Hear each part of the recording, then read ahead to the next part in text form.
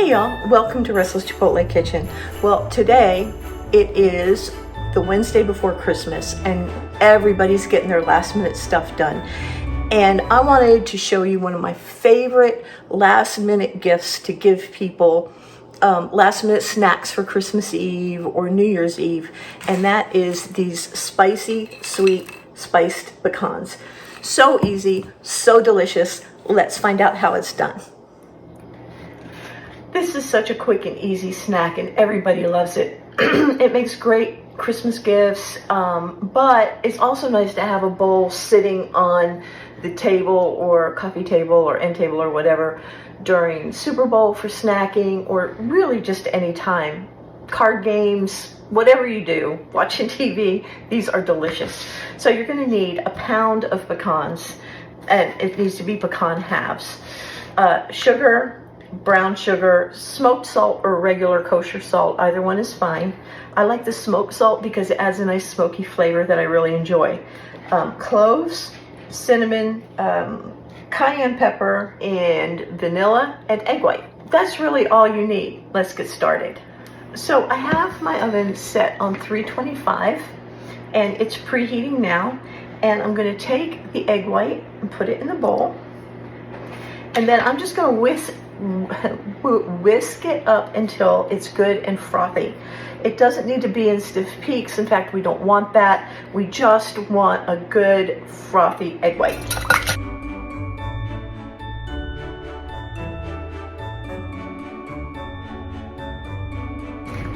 So you can see that it's frothy, it's opaque, but it's still very liquid, okay? Now we'll just take the pecans and put the egg white right over the pecans. And then most important, we want to make sure that the pecans all are covered with egg white. They are all moistened with egg white because that's what makes the other stuff stick. You might need to go in there and do it with your hands. I find it's easier. Some people don't like to do it that way, so you do you.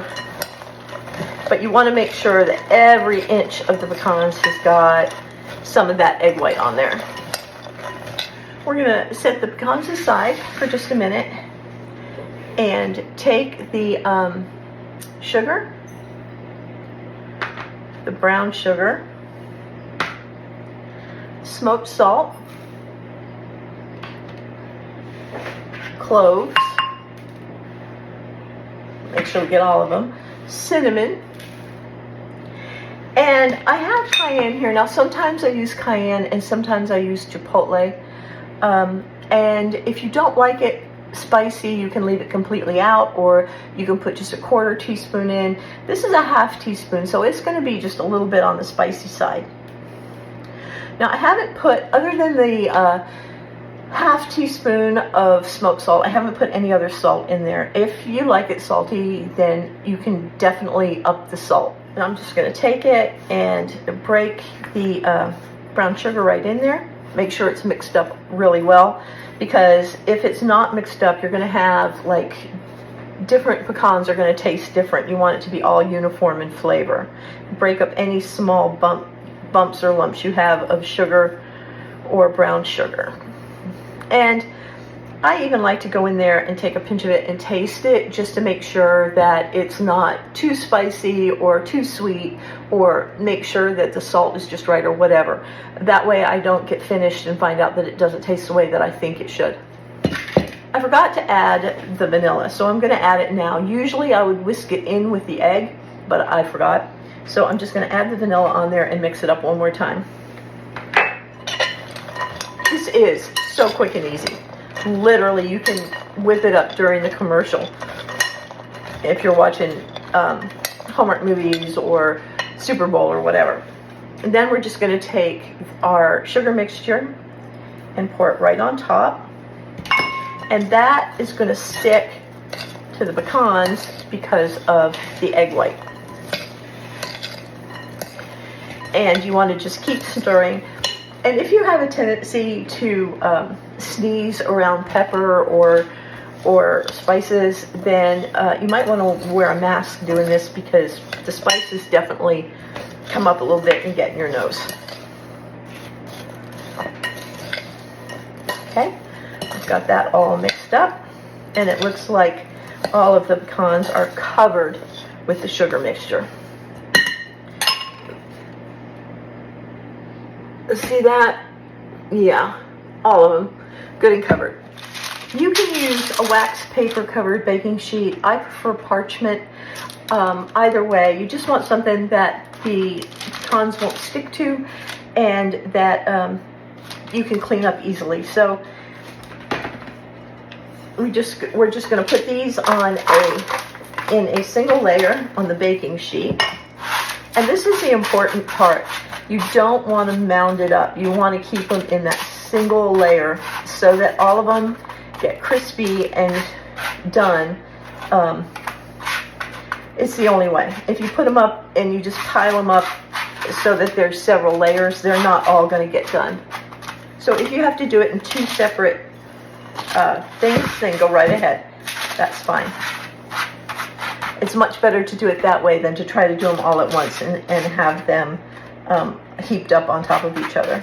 I'm going to try to fit all of these in here because I have just a few left. And I really don't want to have to put them back in the oven for just a handful. Just keep moving them around and pressing down, and they'll all fill in the spaces, and you should be able to get them all on the sheet. This is just a regular size cookie sheet, and I think 1 pound of pecans fits on this really well. Now, if you have sugar left in the bottom of the bowl, which I do, just take it and sprinkle it on top. Okay, just like that. Now, we're going to put them in the oven at 325 degrees for about 30 minutes, maybe 40, just until they're really dried out. And we're going to stir them about every 10 minutes so that the underside doesn't get more done, or, you know, we just want them all to bake evenly. So I will see you in about 35 minutes. Okay, y'all, it's been about 40 minutes, and the nuts are all dried and they're hot. Now what we're gonna do is we're just gonna let them settle for a little bit. As they cool, they're gonna get crispier and crispier. They're delicious now, and the whole kitchen smells amazing.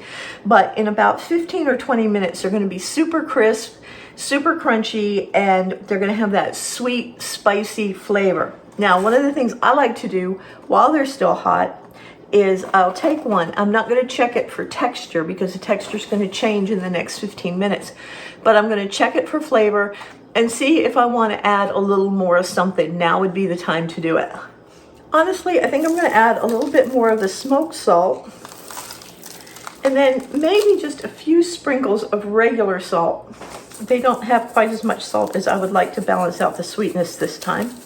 And that'll change every time you make them, and it may be slightly different. That's why I suggest tasting them at the end and adding a little extra salt or whatever at that point in time. Perfect. Okay, I'm just gonna let them sit, and I will see y'all in about 15 minutes. Y'all, you want to let them cool completely before you put them in a jar, or any other container, because if they're not cooled completely, if they're even still a little bit warm, the heat is going to create moisture in the jar, and that's going to make you lose your crispness. So these are nice and cool. I'm going to put them in a jar. They're cute sitting out on the counter, or put them in a jar like this to give as gifts. They're fantastic for last minute Christmas gifts. I'm telling you, the putting together time takes 5 minutes, and then they're just in the oven for 35-40 minutes. So easy to do last minute, and they make such great hostess gifts. People love these things. Okay. Put them right in the jar.